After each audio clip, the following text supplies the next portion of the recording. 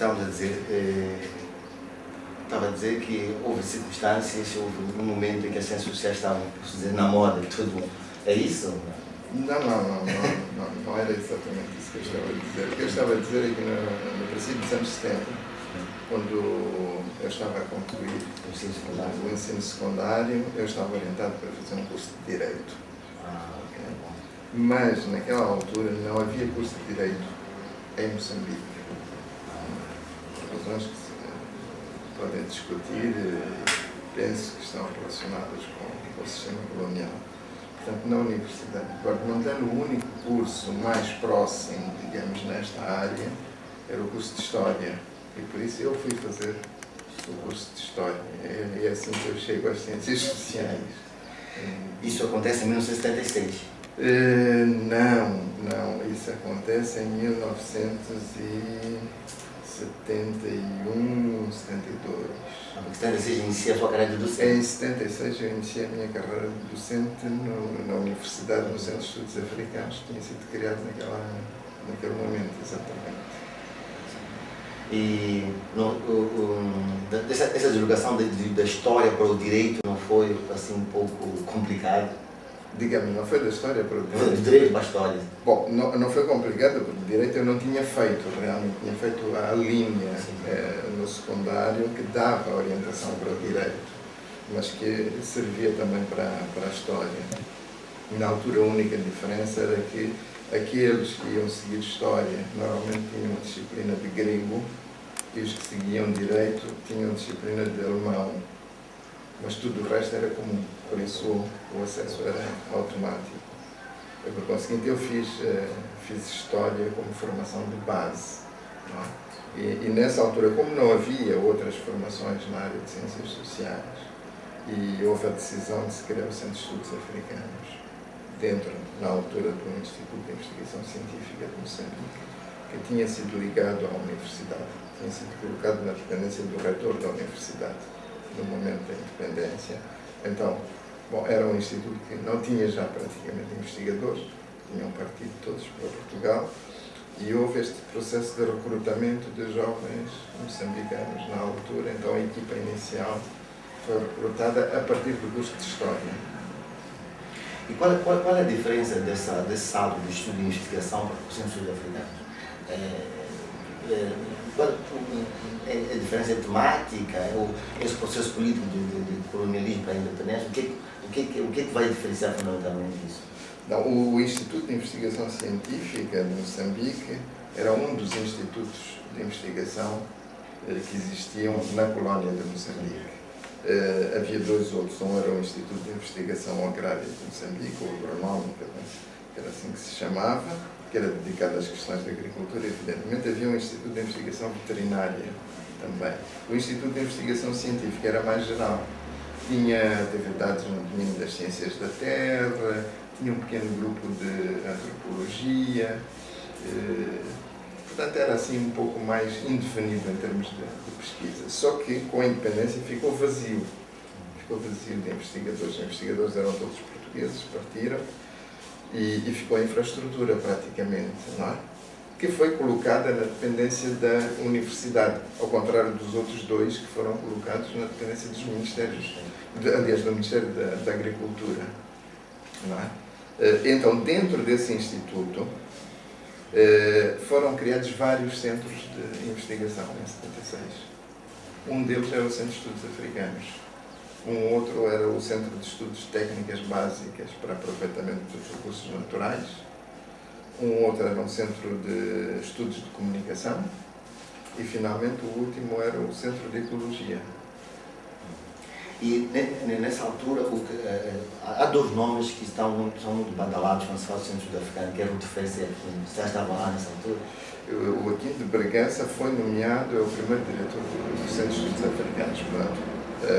O grupo que criou o Centro de Estudos Africanos foi liderado por ele. A decisão foi tomada pelo reitor na altura, Fernando Ganhão, mas foi o Aquino de Bragança que foi nomeado o diretor, portanto ele faz parte da equipa, é o fundador do Centro de Estudos Africanos. A Ruth First vai aparecer mais tarde. Nos fins, penso, de 76, ela fez uma viagem aqui a Moçambique. Bom, ela estava na altura a ensinar na Inglaterra, tinha contactos, evidentemente, com membros da Frelimo, etc. E é dentro desse âmbito que ela visita Moçambique e tem os primeiros contactos com o reitor, a universidade, o Aquino de Bragança, e ela se prontifica, mostra o seu interesse em vir para Maputo e vem em 77 pela primeira vez a Maputo, fica durante um ano a dirigir um projeto de investigação. Portanto, ela chega um ano depois. Depois ainda voltou durante 78 para concluir o seu contrato em Durham, na Inglaterra. E depois, nos fins de 78, penso princípios de 79, ela volta e fica no Centro de Estudos Africanos até o seu assassinato. Sim. E o Dr. Brito faz parte das pessoas que vão assegurar a educação em Moçambique depois da fuga de muitos professores coloniais. Como é que era o sistema de ensino nessa altura, em 1976? O que é que vocês encontraram em 76 quando começam a lecionar? Bom, eu antes de lecionar em 76, aliás, em 76 eu não lecionei, estava só na investigação, mas eu tinha em 75 já lecionado no então Liceu António Enes, pela primeira vez. Bom, a situação era essa, não é? É que havia muito poucos professores e, por conseguinte, se começou um processo de recrutamento de jovens que muitas vezes não tinham acabado ainda os cursos para ocuparem aquelas vagas que tinham ficado abertas. Isto por um lado. Por outro lado, uma das características que é preciso recordar em relação àquela época é que a maior parte dos estudantes nos níveis mais elevados do secundário, e particularmente na universidade, eram estudantes brancos, os filhos dos colonos. Não é? Porquê? Isto porquê? Porque se recorda a abolição do regime do indigenato de 61, 62. E, portanto, é a partir daí que a maioria da população passa a ter pelo menos o direito teórico de entrar nas escolas que até eram reservadas para os brancos. Não é?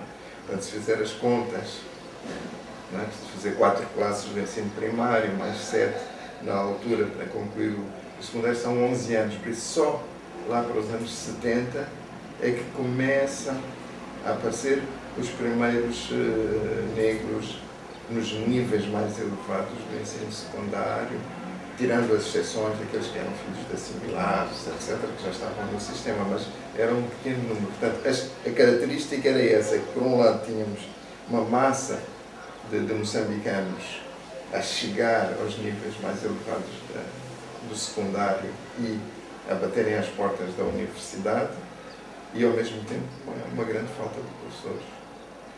Então era uma situação similar à que se passa hoje, muitos estudantes, poucos professores. Sim, de certa forma, o sistema tem crescido mais na base do que no topo, não é? Portanto, há um desequilíbrio grande. E depois o doutor faz tem a primeira graduação universitária no Centro de Estudos Africanos da Universidade de Guarda-Mulher em 1990, o bacharelato. Como é que era esse bacharelato? Não, o bacharelato é de História. É de História, é da Universidade de Eduardo Mondlane. Sim. No Centro de Estudos Africanos, depois eu estive numa situação em que simultaneamente era investigador e fiz um curso que foi organizado dentro do Centro de Estudos Africanos, que é um curso de desenvolvimento, com outras pessoas que vinham de outras faculdades e de fora da universidade. Sim. Eu tive o diploma de Estudos de Desenvolvimento, fazendo simultaneamente pesquisa. Quais são os colegas que se lembram nesse grupo que fazem graduação, são diplomados de desenvolvimento nessa altura? Dessa altura éramos uns, talvez, 20. Eu lembro-me que da Faculdade de Letras, nesse primeiro curso, porque houve vários cursos depois, mas nesse primeiro curso participou Carlos Serra, por exemplo. E acho que é o único que vem na altura da Faculdade de Letras. A maior parte dos outros colegas eram dos ministérios, etc. etc.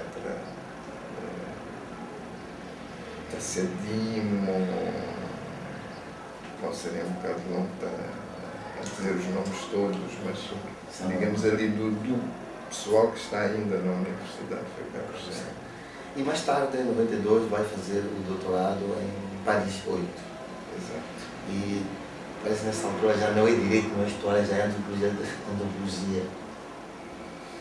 Bom, isso é o percurso normal, porque finalmente, a partir do momento em que entra na carreira de investigação, de facto, já não era uma questão de especialização disciplinar, particularmente depois de ter feito aquele diploma de estudos de desenvolvimento, são estudos multidisciplinares, não é? Por isso, digamos, nós nos definíamos já naquela altura como cientistas sociais, nem como historiadores, nem como sociólogos, nem como politólogos, éramos cientistas sociais.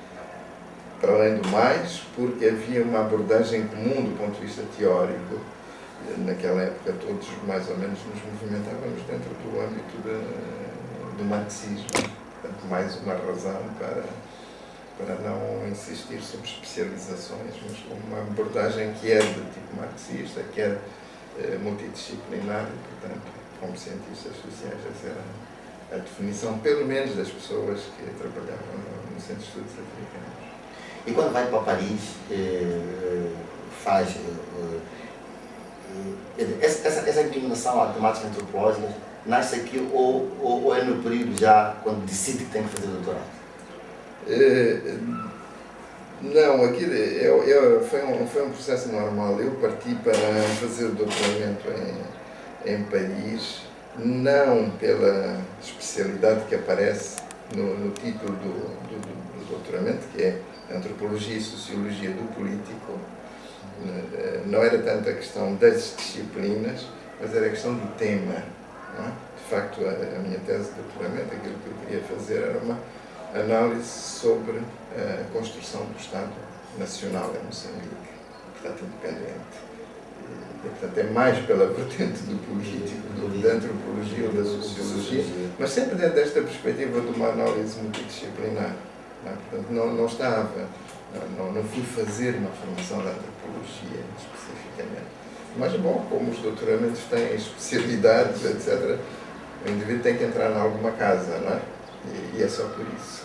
E durante, já em Paris, algumas referências especiais em termos de docentes, em termos de conhecimentos que teve durante a formação no doutorado? De uma certa maneira, sim. Bom, eu fui fazer doutoramento já numa fase bastante tardia, não é? Já com bastantes anos de trabalho de investigação ali no Centro de Estudos Africanos. E é preciso dizer que durante esses primeiros anos o Centro de Estudos Africanos reunia não só gente como a Ruth First, mas muitos outros estrangeiros que estavam a trabalhar em Moçambique, que participavam no processo de investigação no centro e que, em geral, todos tinham uma formação de tipo marxista, uma perspectiva marxista, mas não exatamente aquele marxismo do leste, aquilo que era conhecido pelo neomarxismo, o marxismo ocidental, diferentes correntes. E dentro dessas abordagens havia, nomeadamente, toda a corrente francesa da antropologia económica, que é representada pelo Claude Meillassoux, Pierre-Philippe Rey, etc., que desenvolveu muito a temática da articulação dos modos de produção, que era extremamente útil para a análise da relação entre a instituição da economia capitalista e o funcionamento das sociedades africanas. Portanto, é dentro desse mundo intelectual que a gente desenvolve a pesquisa já no Centro de Estudos Africanos. Não é? E há contactos com essas pessoas, houve uma série desses professores que estiveram em Moçambique a fazer seminários, etc. E, por conseguinte, logicamente, eu fui fazer o doutoramento dentro de uma escola onde estavam esses professores. Por acaso, o meu diretor de tese foi o Pierre-Philippe Rey, que é uma das das figuras na altura que se chamava antropologia económica dentro destas abordagens neomarxistas.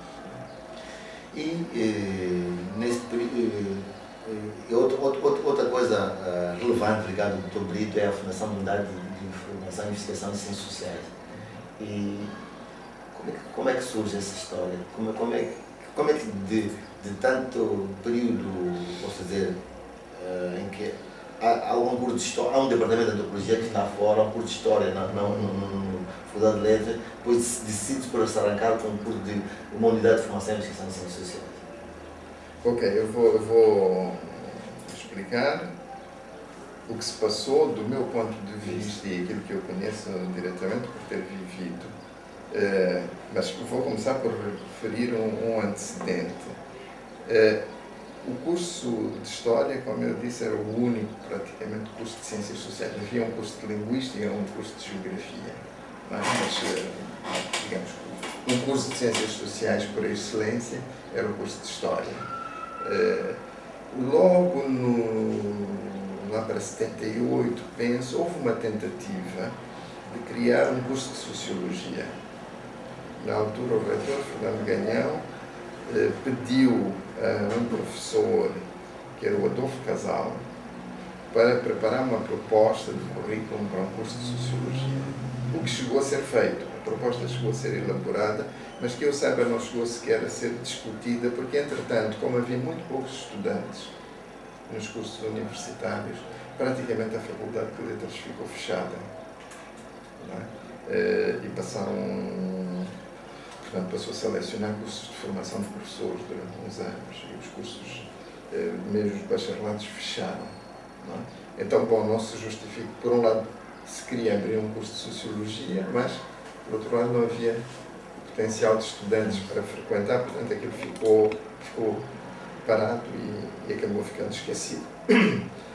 Portanto, isto são os antecedentes mais remotos. Quer dizer que o Fernando Ganhão já tinha a ideia de introduzir um curso de Sociologia. Entretanto, bom, as coisas passam-se, eu saí, estive fora uns anos, fiz o doutoramento e regressei em 1992. E quando cheguei em 92, era reitor o Narciso Matos. Nessa altura, eu estava em licença ilimitada, pôs-se a hipótese de eu voltar para a universidade. Bom, e aí a questão era voltar para a universidade para fazer o quê? Não é? E soube que havia uma comissão que estava a trabalhar sobre a possibilidade de se abrir formação na área de ciências sociais.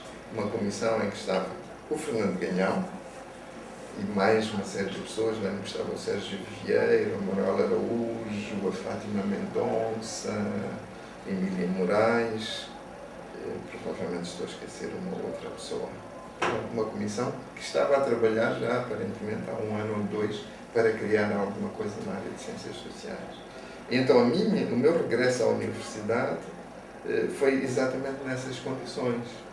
E eu fiquei como o único que estava o tempo inteiro dedicado a essa tarefa da criação de qualquer coisa de ensino na área de ciências sociais. O que, evidentemente, permitiu que se acelerasse o passo, não é? Na medida em que todos aqueles membros da comissão eram professores que estavam já a dar aulas em diferentes faculdades, etc. Portanto, a ocupação da comissão era part-time, não é? Faziam uma reunião, bom, discutiam um bocado e passava-se. Portanto, o avanço era muito lento. Quando eu cheguei e fiquei em tempo inteiro, foi mais fácil porque eu pude avançar com uma proposta rapidamente. E, bom, a comissão foi discutindo até que se tomou a decisão de criar a unidade de formação e investigação em ciências sociais.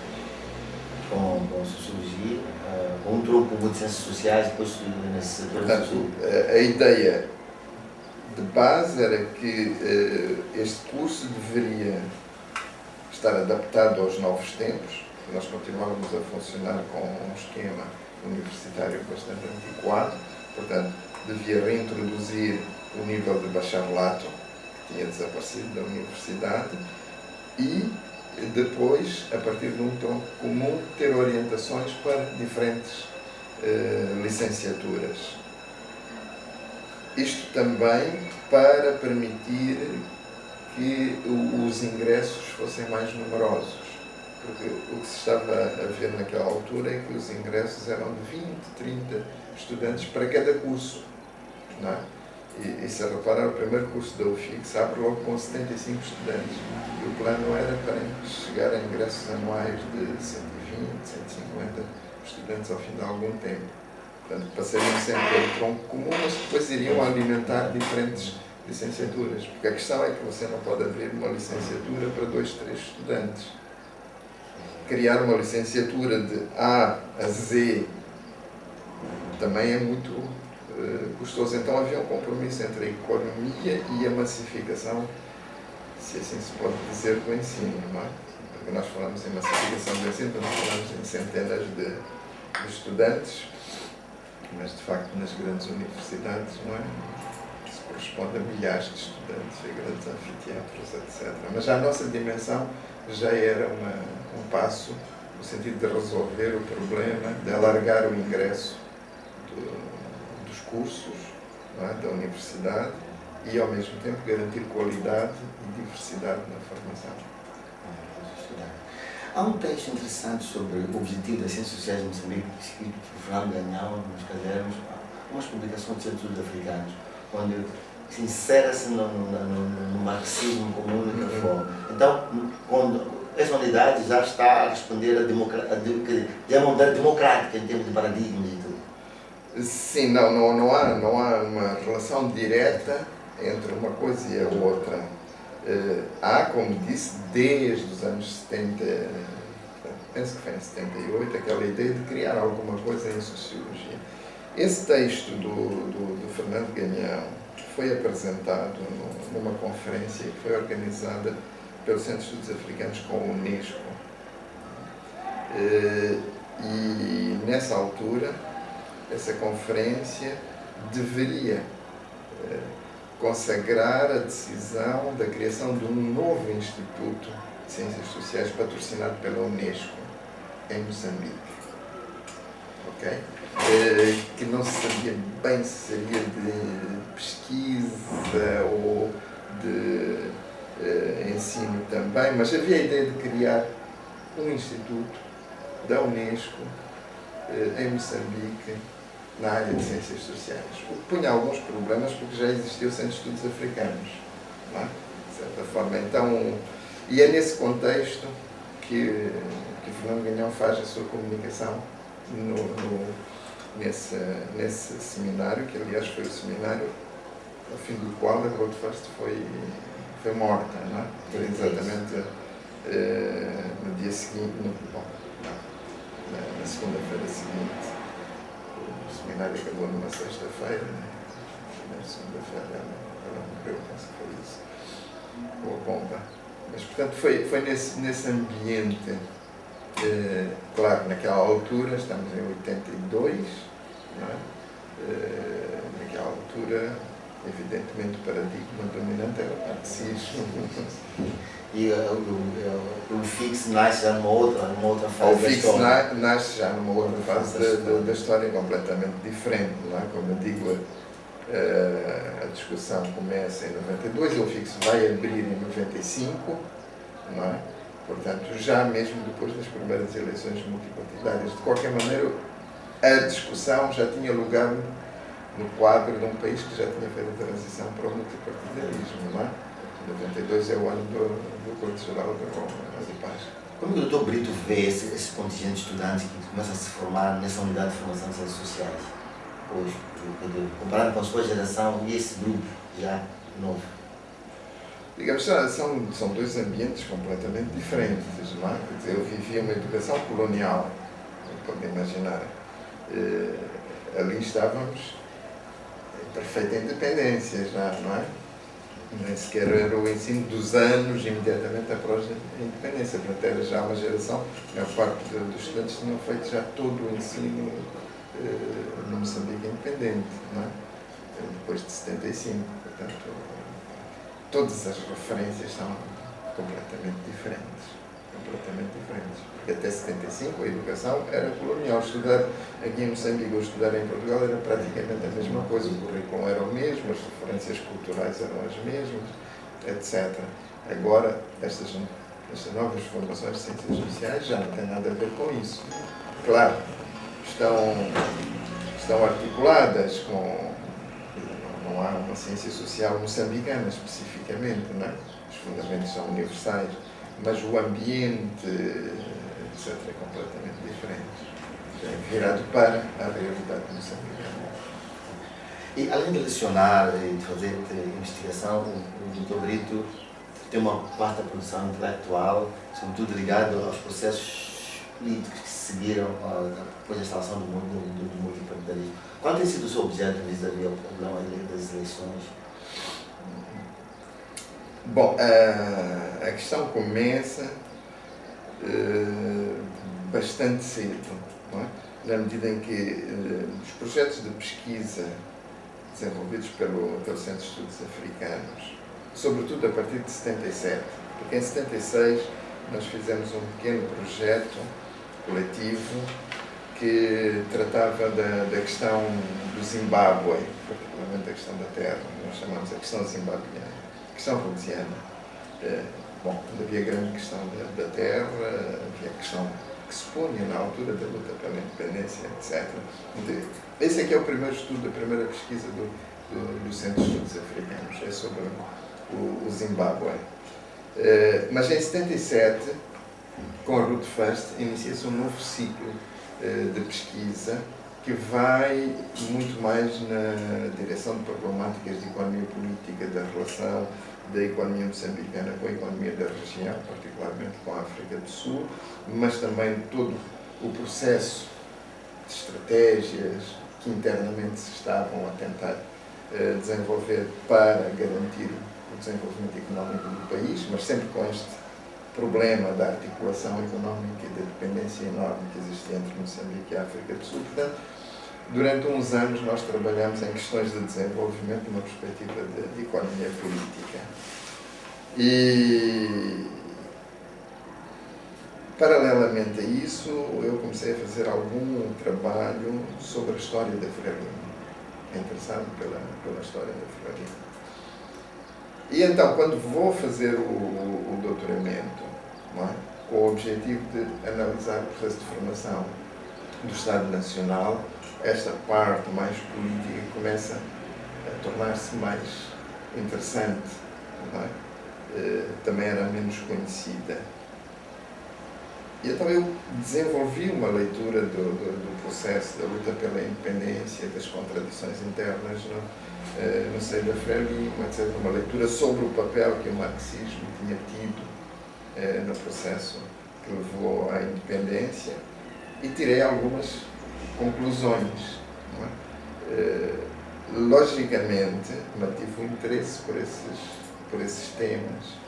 E o que é que se verificou em 94 com as eleições? Não é? Que já se vinha anunciando, de certa forma. Eu lembro-me que logo em 92, um dos primeiros trabalhos que eu fiz foi um levantamento sobre os partidos políticos. Portanto, havia a Frelimo, que conhecíamos, havia a Renamo, que era também muito conhecida, não é? Que tinha feito a guerra contra a Frelimo, e havia uma série de pequenos partidos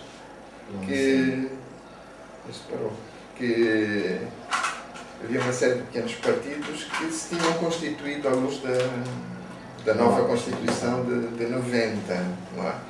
E então, uma das coisas mais interessantes de observar era que, bom, por um lado, eu tinha visto que na história da Frelimo havia uma convergência entre dois polos, uma espécie de aliança entre uma elite do Sul, não é? E que era essencialmente intelectual, e o grupo Maconde, que vai fornecer nos primeiros anos da guerra para a independência o grosso das tropas da Frelimo. O exército da Frelimo inicialmente é essencialmente constituído por Macondes, não é? É o núcleo principal. Então, estes dois focos são extremamente importantes na história da Frelimo. E E se formos a ver todo aquele conflito das duas linhas, etc., passa muito por um conflito com indivíduos que são oriundos de elites das regiões centrais do país.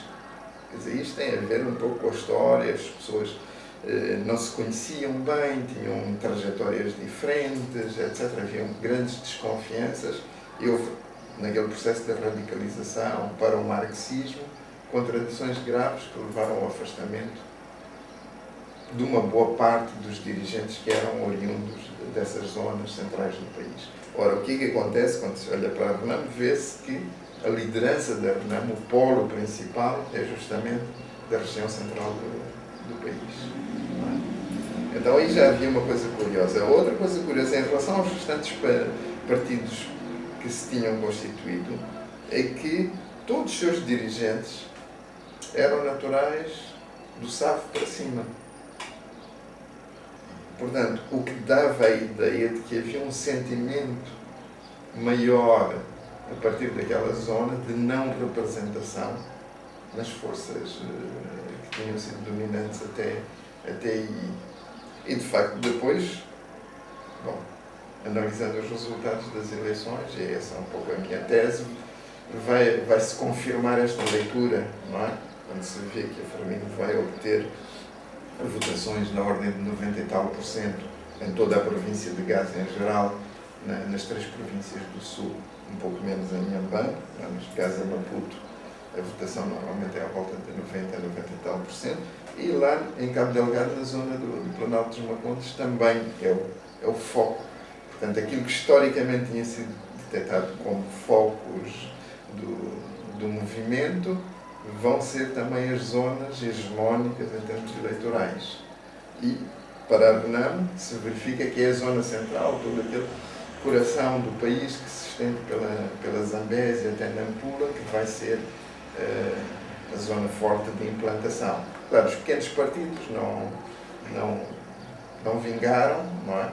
E acabaram, a maior parte deles, por se alinhar com a RENAM na união eleitoral que fizeram. Portanto, até hoje continua a desenvolver um pouco aquilo que era a leitura iniciada nesse processo de construção do Estado Nacional, do Estado Independente. E o Dr. Brito também esteve ligado, ou foi representado no EISA, em Moçambique? Sim. Isso foi depois da crise que tivemos na universidade, não é? Dentro da UFIX, em que eu de novo voltei a ficar em licença ilimitada. É bom, como tinha um interesse, estava a trabalhar sobre eleições, coincidiu que naquela altura o Instituto Eleitoral da África Austral, que é o EISA, ia abrir uma representação em Moçambique, uma outra em Angola e uma outra na República Democrática do Congo. Portanto, houve um concurso e eu decidi concorrer e fiquei aqui em Maputo. De facto, me tinham convidado para ir para Angola, mas eu não quis sair daqui. Doutor Brito, interessa a este grupo de pesquisadores da CPLP perceber na sua pessoa, a sua leitura sobre aquilo que constitui o grande problema da chamada crise do ofício? O que é que houve de facto no ofício?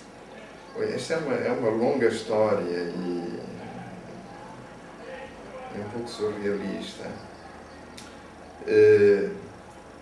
Dizendo muito rapidamente, o que houve na base foi um conflito de pessoas entre uma senhora que estava na altura na reitoria, acho que se chamava Gabinete de Relações Públicas, e a diretora da UFIX, da altura a doutora Terezinha Silva. E desse conflito, que tem a ver com uma tentativa de desvio de fundos por parte dessa senhora da reitoria, que foi denunciada pela doutora Terezinha Silva, a partir daí criou uma hostilidade em relação ao UFIX, porque se recorda, a crise é desencadeada pela demissão da doutora Teresinha Silva, que não foi bem aceito pelos docentes, porque não se compreendia porque é que ela era demitida.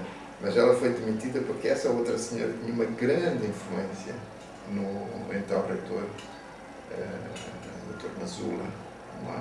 Então, foi um processo um pouco irracional que se foi radicalizando, não é? Depois teve uma deriva, teve um grande impacto mediático, porque havia o assessor de imprensa ou de comunicação do reitor, que era Juarez da Maia, que tinha sido um dos criadores do Instituto de Comunicação Social, portanto conhecia a maior parte dos jornalistas moçambicanos, etc. E houve uma série de manobras, a tal ponto que o conflito apareceu como um conflito dos brancos com os pretos. Não é? Sim, também há uma outra leitura também que se faz, que é a saída da escola portuguesa para a entrada da escola brasileira. Não era saída de escola portuguesa, porque a UFIX não tem nada absolutamente de comum com a Universidade Portuguesa, é muito mais próxima em termos de modelo do modelo que é dominante na SADC e dos países anglo-saxónicos, etc. Que, aliás, agora a Universidade está no processo justamente de revisão curricular para adaptar, porque havia acordos de, portanto, instituição de sistema de créditos e da reorganização do ensino superior nas linhas da SADCC. Não é? Portanto, a UFIX não era nada de modelo português e também não passou a ser brasileiro, não é? De maneira nenhuma.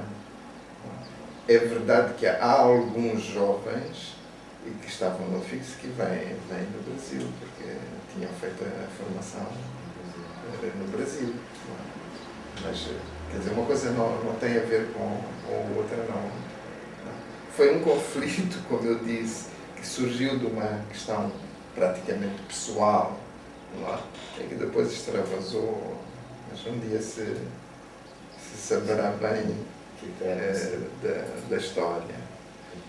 Outra coisa, Dr. Brito, é o seguinte, há uma geração sua de investigadores ou de cientistas sociais que tem uma linha clara de trabalho, mas a geração que é produto da vossa, já não há assim um trabalho de produção científica, sobretudo naquilo que é publicações. Como caracterizou a sua geração, quando olho para si, olho para Carlos Serra, olho para o Yusuf Adam, olho para o José Negrão, tem uma produção, não é, razoável, tem linhas temáticas com os quais vem trabalhando, é difícil notar nas gerações mais recentes. O que é que se passa? Eu diria que há vários fatores. O primeiro é que o contexto é completamente diferente. Nós tivemos uma situação privilegiada. Nós não tínhamos problema de salários, etc. Vivíamos modestamente, mas vivíamos convencidos, estávamos a fazer a revolução, etc. As condições eram difíceis, mas, por exemplo, não era difícil a pessoa casar-se, ter casa, não é? A pessoa vivia do seu salário. Não é? Hoje, a situação é completamente diferente. Este é um fator, logo, que faz a diferença. Se você hoje fica na universidade com o salário universitário, se quer casar, tem que pensar 2 vezes, se quer alugar uma casa, tem que pensar 20 vezes, ou seja, é obrigado a fazer atividades extras, normalmente consultorias, pequenos trabalhos, ou dar aulas em mais 3 universidades privadas, etc.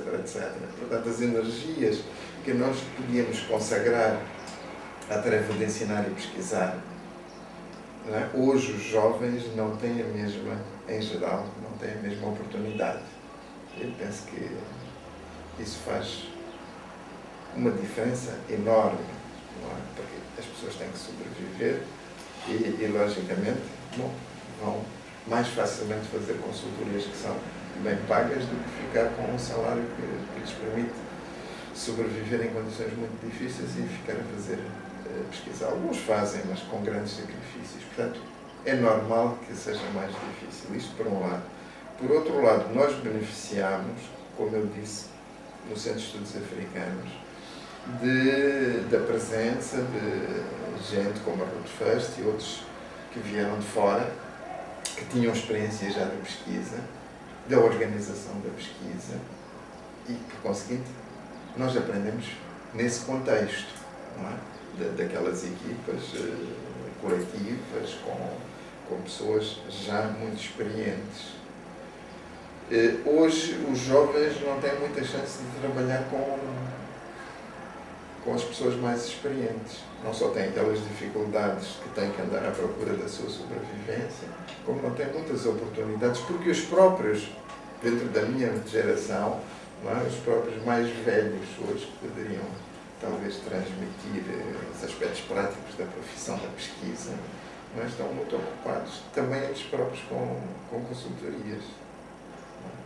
Então eu penso que isso justifica que a maior parte dos jovens faça e produz até ao nível do doutoramento, não é? Mas porque é uma pesquisa que é para a formação, mas imediatamente depois, ou do mestrado ou do doutoramento, dependendo dos casos, vão começar a fazer consultorias e evidentemente isso não dá para, em geral, não dá para publicar. Não é? Então, eu penso que é uma das formas de ver o processo. Como é que o Dr. Brito vê as ciências sociais hoje? As ciências sociais de Moçambique hoje? Bom, é exatamente neste contexto. A linha dominante é a consultoria. E a consultoria significa, em geral, que você já tem termos de referência muito delimitados. Significa, por exemplo, que o investigador hoje está a trabalhar sobre um assunto, amanhã vai trabalhar sobre um assunto completamente diferente. Portanto, não há um processo de acumulação do conhecimento. Você sabe um bocadinho superficialmente de um assunto, depois no mês seguinte está a fazer uma consultoria sobre outra coisa, vai saber superficialmente mais um bocadinho sobre outra coisa, e não há um processo de acumulação. Normalmente a pesquisa deve permitir que o indivíduo acumule conhecimento numa área relativamente restrita. Então, as ciências sociais hoje estão a sofrer muito dessa dispersão do peso das consultorias. São muito poucas as pessoas que conseguem ter uma atividade sistemática de pesquisa. E daí que tenha havido este pequeno grupo que criou fora da universidade este instituto, por exemplo, um Instituto de Estudos Sociais e Económicos, onde estamos a tentar, de alguma maneira, fazer aquilo que foi feito no Centro de Estudos Africanos. Temos 2 ou 3 investigadores séniores antigos, não é? E temos uma série de jovens que estão connosco e que esperamos que tenham esta oportunidade, pelo menos, de poder desenvolver as suas capacidades em termos de investigação num ambiente de investigação e não de consultoria. E o Dr. Brito esteve já está há muito tempo ligado ao ensino superior. O que acha daquilo? Acha que é das ciências sociais na comunidade espanhola portuguesa? Digamos que a questão principal, para mim, é uma discussão bastante difícil. Eu referi, quando nós tivemos a ideia de abrir a UFIX naquele modelo com bacharelados, várias orientações, um dos objetivos era alargar o recrutamento de estudantes, portanto, aumentar o número de ingressos de estudantes no curso. Portanto, o objetivo de alargar o ensino superior em geral, e também nas ciências sociais, penso que é um objetivo que é fundamental. Agora, as condições para se fazer isso, aí já é uma questão diferente, porque o que me parece é que se está a tentar correr muito depressa, e correr muito depressa o risco é tropeçar e cair, não é? Ou seja, há um ritmo de reprodução que pode ser alargada, que deve ser alargada, mas que é condicionado pela disponibilidade. Se você a partir de tem 10 professores, não é? O seu crescimento vai ser condicionado pelo número 10. Se tem 100, a situação é diferente, pode crescer a um ritmo muito mais rápido. Então, o que me parece é que aqui, em geral, no ensino universitário, se abriram muitas universidades. Quem são os professores das universidades? Já tínhamos visto, abre as universidades privadas, sobretudo em Maputo, os professores das universidades são os professores da UEM ou da UP, que eram as duas que existiam, que vão dar mais umas aulas. Mas, bom, isto não aumenta a qualidade, mas aumenta a dispersão, não é? Reduz a qualidade do trabalho desses professores, porque andam a correr de um lado para o outro, não têm tempo para fazer a investigação. O ensino superior é um ensino que normalmente deve ser alimentado pela investigação, portanto deixou de haver investigação para alimentar o próprio ensino superior. O ensino superior transforma-se numa espécie de escola secundária, não é? E está-se a reproduzir este modelo a grande velocidade, com extensão para fora de Maputo, etc., que corresponde, no meu entender, mais a uma necessidade política do que a uma capacidade real de oferecer um bom ensino. Mas esta é uma discussão que não é fácil, não é? Porque a questão não é de bloquear completamente o crescimento do sistema, mas é de tentar ver se é possível controlar o crescimento em termos de uma qualidade mínima. Não, porque senão o risco é enorme de formar pessoas que de facto não têm as qualificações para assegurar a profissão para a qual têm um título, não é? Então, aí pode ser grave, não é? Mas eu estava querendo saber do Brito sobre se acha que há uma comunidade de cientistas sociais no país da CPLP? Não penso. Há algumas iniciativas, há algumas ligações, aqueles congressos luso-afro-brasileiros têm contribuído para isso. Não há redes profundamente institucionalizadas, há alguns contactos, digamos que em relação a 75 foram feitos grandes passos, não é? Mas ainda está longe de ser uma situação ideal, não é? Eu veria uma situação ideal com uma circulação muito maior de investigadores, etc. O que acontece é que mesmo nos países mais desenvolvidos, nomeadamente, neste caso, Portugal e Brasil, não é muito fácil arranjar dinheiro para a pesquisa, por exemplo. Você vê que não há muitos brasileiros ou portugueses que tenham acesso a fundos para vir fazer pesquisas nos países africanos. Também não há muito dinheiro para os africanos circularem para os outros países, a não ser com um certo limite em termos de bolsas de estudo para Portugal e Brasil, principalmente para o Brasil. Portanto, existe um embrião, mas ainda está muito longe de ser aquilo que poderia ser. Não há um debate, por exemplo, sobre um tema que normalmente envolve académicos do conjunto dos países. No entanto, há problemáticas que mereceriam um debate transversal, não é? Não há muito a ver-se. Mas, bom, os congressos, há aquela revista de iniciativa francesa, aliás, Lusotopie, que também acolhe, neste caso, é um pouco mais larga do que a CPLP, porque inclui espaços como Goa, etc., tudo que foi o antigo Império Português, mas também é um fórum onde se cruzam pessoas, onde se publica muito material, mas realmente não há institucionalmente, não há assim tantas redes, por exemplo, de pesquisadores com projetos comuns. Penso que há muito pouco. Sim. Para quem é o diretor de pesquisa do Dr. Brito, a ver questões eleitorais, também há uma passagem para aquilo que se pode chamar de sociologia do crime. Ainda continua a trabalhar nisso?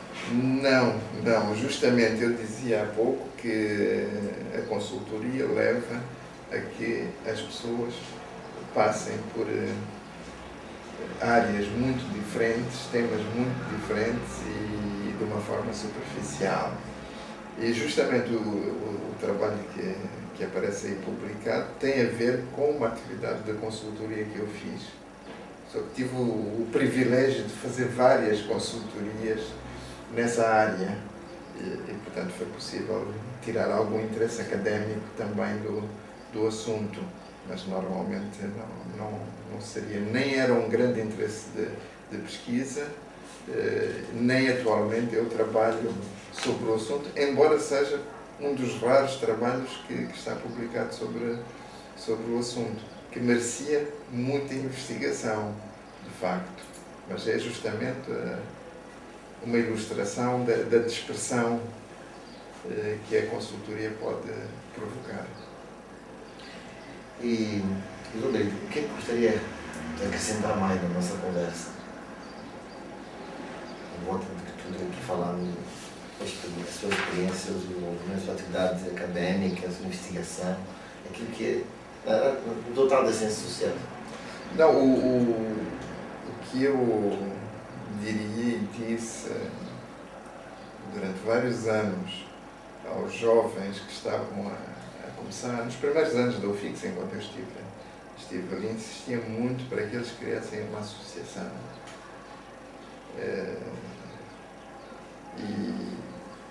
E não há, até hoje, uma associação de ciências sociais, pelo menos uma associação dos antigos estudantes de ciências sociais, qualquer coisa, justamente para favorecer o intercâmbio, o desenvolvimento de redes, etc. E eu penso que esse é um dos pontos fracos que nós temos, que é a dispersão. Você está num lado, trabalha sozinho, isoladamente, não sabe o que os outros estão a fazer, não sabe o que está a ser feito, talvez, em Nampula, etc. Mas, eventualmente, há um seu colega que está lá e que está a fazer coisas. Então, está-se a perder muito, porque não há esta comunidade mínima, como nós não temos capacidade de produzir revistas, boletins, etc. A informação não circula. E eu insistia muito nessa dimensão de criar uma associação que pudesse reunir as pessoas e criar esse campo de circulação de ideias e de informação. E eu penso que isso é uma falha enorme. Sim, o Brasil, por exemplo, tem a ABA, que é a Associação Brasileira de Antropologia, a Associação Brasileira de Sociologia, a Associação Brasileira de Cientistas Políticos, e aí, em cada uma dessas associações há congressos, há uma série de temáticas em pesquisa que circula, há revistas, também a Associação Económica é outra, não é? É outra, mas é preciso começar por esse mínimo que é a organização de base, pelo menos tentar organizar. Não é? Tentar organizar um coletivo que tem interesses comuns, que tem uma experiência comum e que tem atividade num campo que é comum. Não é? Porque, bom, não é obrigatório que uma associação tenha que organizar um congresso logo, não é? Mas circular informação hoje com e-mails, etc., é muito útil, mesmo dentro daquela atividade que as pessoas estão a fazer prioritariamente, às vezes, que é de consultoria. Para fazer uma boa consultoria é preciso saber o que está produzido sobre o assunto, etc. E ter com quem se pode contactar, perguntar, saber, etc. Ajuda, faz ganhar tempo, etc. Mas não, nós estamos numa situação extremamente individualista e individualizada, em que cada um anda no seu canto, não é? Às vezes a fazer coisas que já estão feitas, não é? A gastar energias que poderiam ser acumuladas para chegarmos a níveis mais altos de organização, de eficiência e de produção. Não é? Atualmente ter uma revista, hoje, por exemplo, não há nenhuma revista a ser publicada no campo das ciências sociais em Moçambique. Mesmo aquelas publicações dos Centros Africanos já pararam. O Centros Africanos, a revista Estudos Moçambicanos, parou há muitos anos já, não é? Já tinha parado há muitos anos, depois houve 1 ou 2 números dispersos, mas agora há muitos anos que está parada. A revista que, entretanto, tinha surgido no Arquivo, que também era uma boa revista de ciências sociais, a revista Arquivo, também durou uns anos depois.